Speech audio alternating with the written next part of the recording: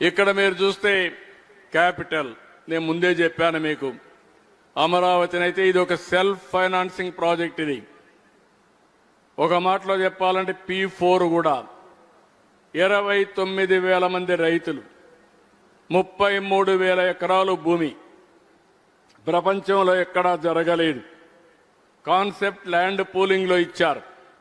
దీనికి తిరిగి డెవలప్ చేసిన తర్వాత కొంత ల్యాండ్ వాళ్ళకి ఇచ్చాం. మనకు వాళ్ళకి ఇచ్చిన తర్వాత కూడా ల్యాండ్ మిగులుతుంది.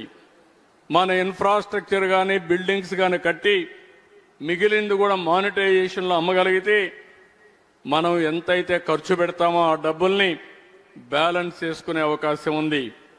నేను పదే పదే చెప్పాను, మళ్ళీ ఈ సందర్భంగా మీ ద్వారా ప్రజలకు కూడా విజ్ఞప్తి చేస్తున్నాను. ఒకప్పుడు హైదరాబాద్ ప్రభుత్వ భూములు ఉన్నాయి.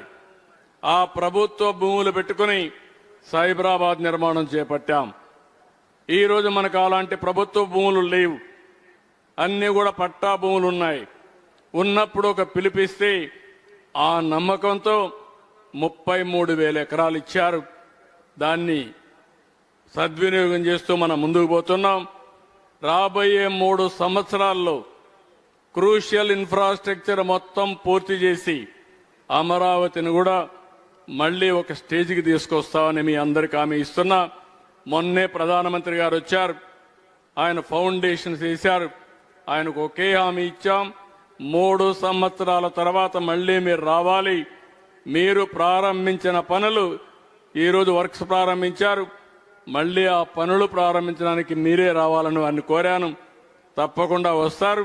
3 సంవత్సరాల్లో పూర్తి చేస్తామని చెప్పి కూడా నేను మీకు హామీ ఇస్తున్నా.